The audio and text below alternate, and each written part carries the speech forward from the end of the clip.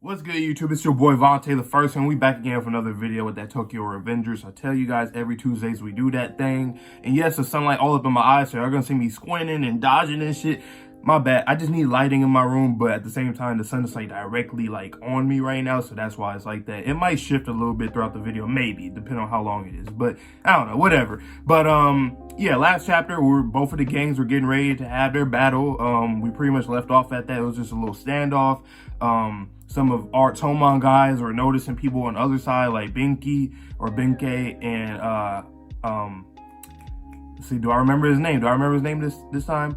Wakaza and Benkei. Exactly. Wakaza and Benkei. Well, Senju, she noticed them on the other side. She's like, what the hell? Like, what's going on? So we're going to probably see how that end up, you know what I'm saying, going down. Like, why did they end up joining them? Let's see if we can figure out where Takayomi is at maybe as well.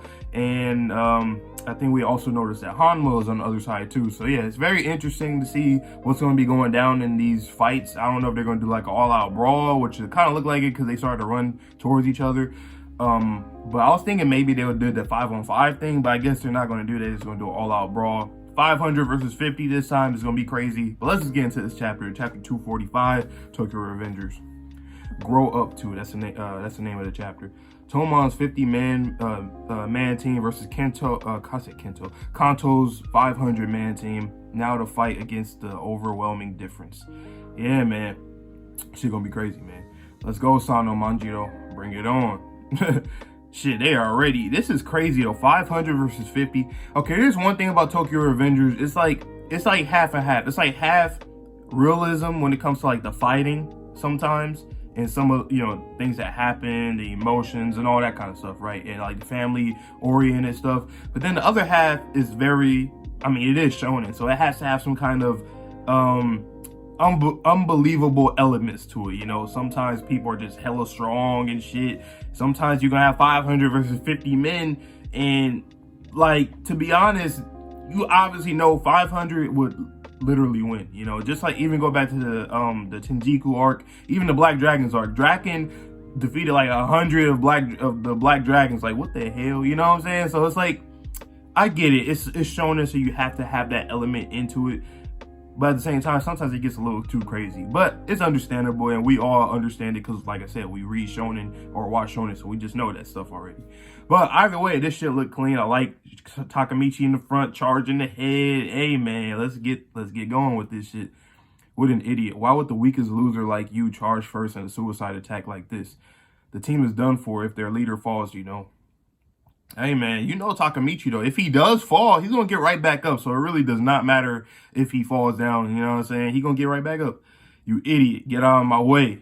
That boy with Kakucho, huh? Ooh, he hit the fuck out of Takemichi. Like to be expected. Your fight is over, you dumbass. When I was a kid, I always believed in myself. I am Hanagaki Takemichi, confident that I was the strongest. I'll avenge you, Kaku-chan.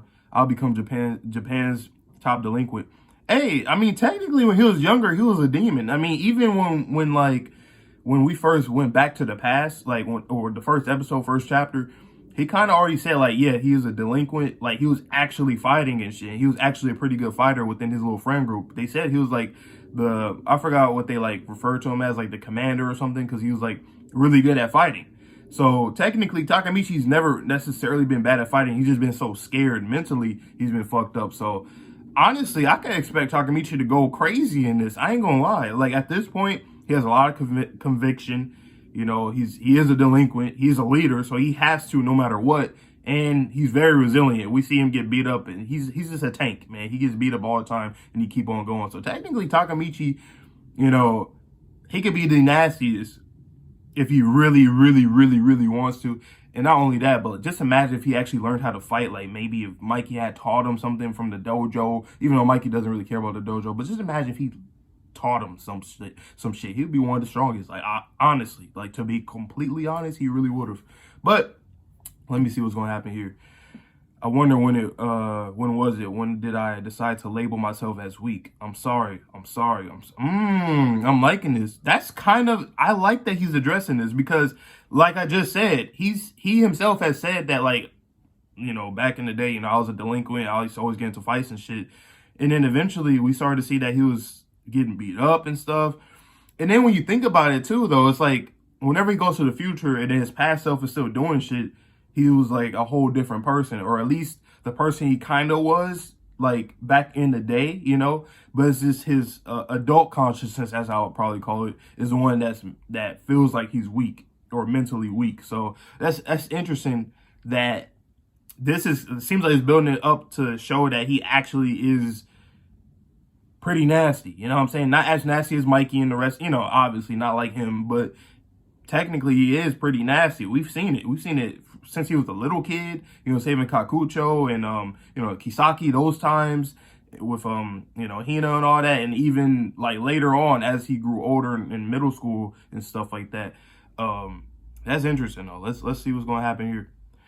I gave up even before a fight. I didn't even try. Yeah. And he got thrown in front of the train. And now he's thinking about Hina. He gets hit by Kakucho, obviously. He's not falling. Yeah, he is not falling. Bring it on, Kiyomasa. Let's fight. On that day, I decided on a resolution. Yeah, and that's how he beat Kiyomasa. I'm not losing, Captain. And now, exactly, he's thinking about all the times where he actually did step up. And this is why I like.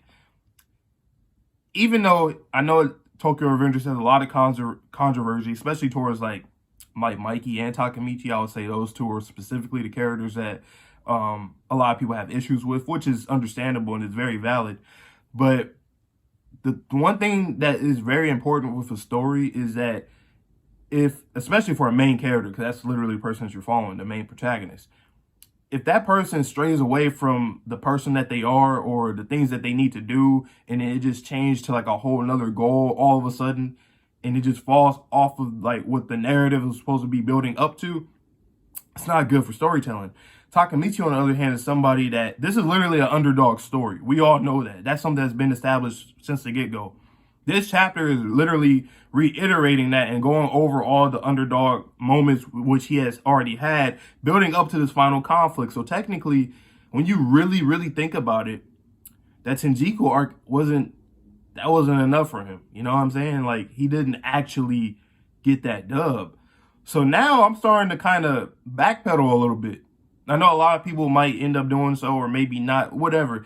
But now I'm really starting to think about it for Takemichi's character specifically. He needed this because it's like technically if it ended in the Tenjiku arc, we wouldn't be getting something like this, which is something we all been wanting for a long time.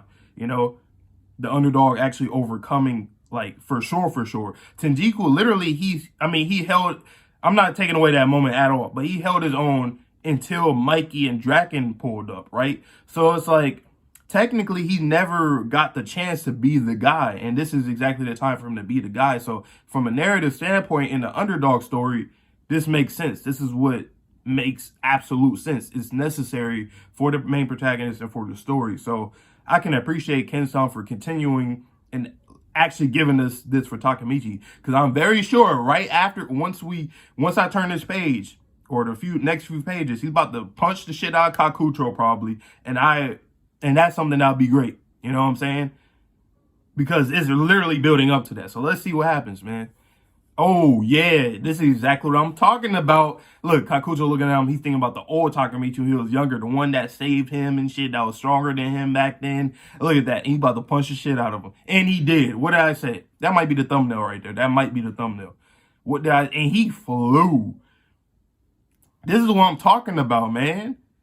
Come on. I like this. I like this a lot. I like this a lot, man. I like this a lot.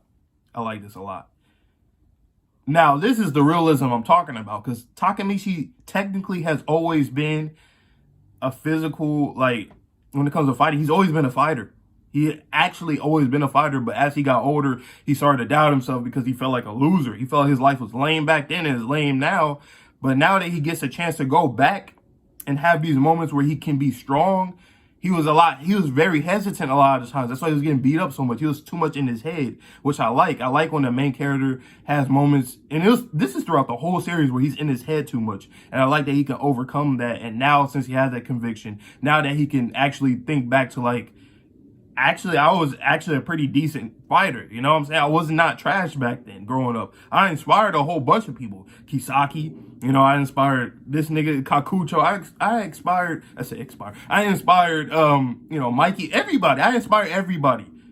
And that's what I like about Takemichi's character. This is a true underdog story. And yeah, I really like this, man. Let me continue. Oh, this is the end of the chapter. All right. And now with the same resolution, I'll get to Mikey. I mean, the thing with Mikey, you're not ready to go against Mikey like that. But I will say that the fact that you actually are fighting, you're bringing up the morale for your squad. Because look, everybody was shocked, and that's going to make them turn up as well. You might get a lick in on Mikey, maybe. I don't know. But other than that, you're still going to get beat up by Mikey for sure. But, yeah, man. But to be continued with Takemichi's first punch, the battle begins. I like this, though. And I love that it was Kakucho. You know, somebody that he has history with. Somebody that he himself technically inspired, right? So, I like that. I like that because, yeah, that's really cool. I really, really like that, man. It was Kakucho specifically. If it was anybody else, it wouldn't make sense. Kakucho, it makes sense because back when they were younger, Takemichi was the one that was the stronger one. He was the one that was fighting and shit. He was the one that was like that. And so for Kakucho to see that, honestly, because I think me and a lot of people think that some people are going to join Takemichi's side either in this fight or after this fight because, you know, they need help. It's 500 against 50 right now, right? So it's like they still need help. And I can't really think of any more people that could come in other than Taiju. Maybe Taiju can bring some Black Dragons because they do still have like a whole, you know, a lot of Black Dragons out there, right? I believe so. So unless I'm forgetting something, but I think they can do that and bring them in. Maybe. I don't know. But still, nonetheless, somebody like Kakucho could probably switch sides because he's seeing the Takemichi that inspired him before. He's like, you know what? You have that fire, you know? I mean, I don't know corny shit, but like, he has some respect. He still has respect for Takemichi. I know he does. I mean, he's the one that kind of got him like this, essentially, or he was the Kickstarter for that. But yeah, man, I like this chapter a lot. Let me do my rating, man. Honestly, this chapter is probably the first like really good chapter in a long time. I ain't gonna lie. Like in the last maybe 10 chapters, I would say this one is like really good. Like for real. This is something we've all been waiting for, though. Literally, this is the chapter that we all been waiting for.